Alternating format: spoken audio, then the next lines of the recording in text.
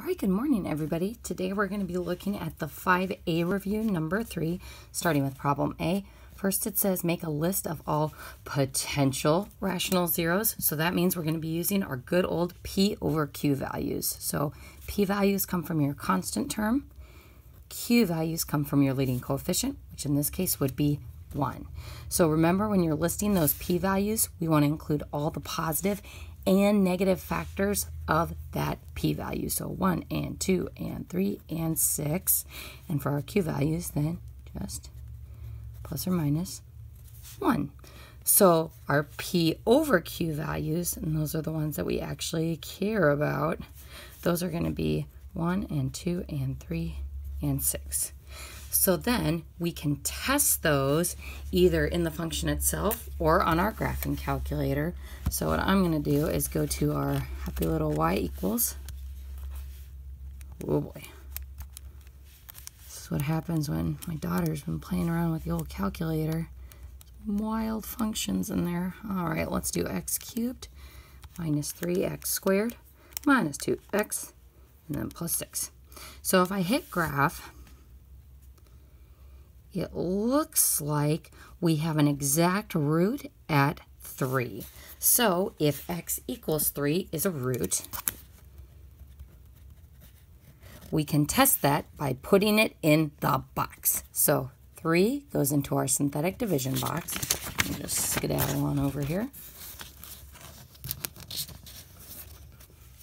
So then we've got our coefficients of the dividend, or our original polynomial, 1, -3, -2, and 6. And remember, we'll know it's an x-intercept if our remainder is 0. Ta-da! Awesome. So we have found one of our x-intercepts. And remember, when we depress the polynomial using synthetic division, we go from our starting degree of 3 to our new degree of 2. So now we've got this quadratic x squared plus 0x minus 2 equals 0, because we're still solving for the x-intercepts. Now, could I use the quadratic formula? Yes, but do we want to? No. So we're going to go ahead and slide that 2 over to the right. Square root. And x is equal to plus or minus rad 2. So we have found 1, 2, 3 solutions, which matches our degree of 3. We have listed the P over Q values over here. So our last step is writing the function in factored form. So our factored form would be f of x equals, since we are dealing with a function here, so make sure you've got that function notation.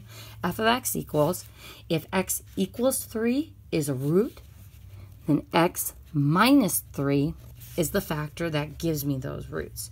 And for this one, remember, instead of doing x minus rad 2 and x plus rad 2, when we look back through our work and look at our synthetic division, this step actually gives us our non-reducible quadratic factor. So x squared minus 2. And that is our full-on polynomial in factored form. So we've got the roots. We've got our function in factored form. And we have listed the P over Q values. Now, just a heads up, on this particular problem, did we have to find the P over Q values? The answer would be no, and that's because we were actually able to tell that first root of x equals 3 directly from the graph. So normally with our P over Q values, we use it as a last resort when we're looking for one of these in-betweener roots that is rational or a fraction. So remember, on these problems, you don't always have to start with P over Qs unless the problem tells you to. If you're just told to solve the polynomial, then we try to go with our given information as much as possible. Alrighty, so we're going to go ahead and turn the page. And looking up at this problem, note that this is a non-calculator problem as well. we are going to divide this business by that business. Ugh, horrible. Now, you're probably thinking, let's use synthetic division. But can we? The answer is no, because we are dividing by a trinomial. So remember, with synthetic division, that only works if you are dividing by a binomial. So we're going to go ahead and use long division. Yay! Remember, our first term is the dividend. Our second term is the divisor. So we're going to start by putting that first one in the dividing house. So let's see, we've got x squared plus 4x minus 2. And checking for placeholders along the way, 3x to the 4th, 15x cubed plus 3x squared minus 12x plus 4. So sweet, no placeholders necessary, because as we look at our given powers, we go 4, 3, 2, 1, constant. Same with our divisor, 2, 1, constant. You guys can't see that. 2, 1, constant. So that is sweet, because now we are ready to start the long division process. So remember, folks, you're always looking at the first part of your divisor and the first part of your dividend. And instead of doing the old middle school way of x squared goes into 3x to the 4th how many times, instead we are going to be asking x squared times what will give me 3x to the 4th. So we're ignoring all of the other parts of our divisor. We're ignoring all of the other parts of our dividend. And we're saying 1 times what is 3? Well, 3. And x squared times what is x to the 4th? That would be x squared. So your leader terms decides what goes on our dividing house. And then we multiply that by all of our parts of the divisor for our first iteration. So 3x to the 4th. 12x cubed and negative 6x squared. Enclose in parentheses and subtract. And remember, that's the annoying part about this, is we have to subtract every single one of those terms from the above line. So 3x to the 4th minus 3x to the 4th is 0, just like we intended. 5x cubed minus 12x cubed is 3x cubed. And then 3x squared minus a negative turns into a plus sign, which gives us 9x squared. And then we bring on down that negative 12x. So we have now successfully done one iteration. So let's repeat the process. X squared times what gives me 3x cubed. That would give me 3x. So times the leader term and times those tag-along terms, and we get 3x cubed plus 12x squared, and then minus 6x. Enclose in parentheses and subtract. 3x cubed minus 3x cubed is 0 again. 9x squared minus 12x squared is negative 3x squared. So again, watch those signs very, very carefully.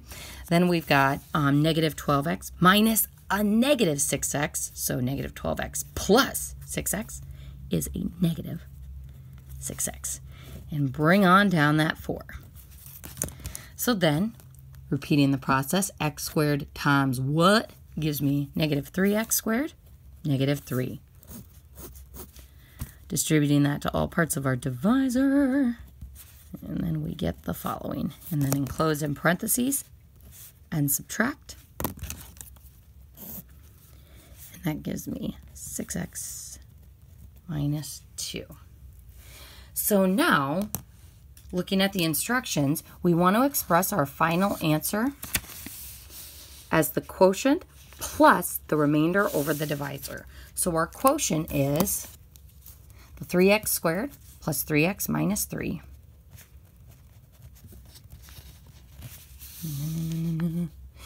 But then our remainder is the 6x minus 2 coming from here. And then our divisor is what we are dividing that polynomial by, the x squared plus 4x minus 2. Now, I have intentionally made an error in the answer because it's one of the more frequently things that I see on the 5A test. So anyone see what we are missing here? We need that plus sign that connects that remainder over divisor fraction to our quotient.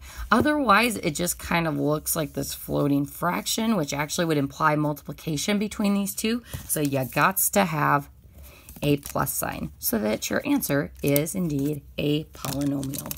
And well, bam, that is our long division answer. The end.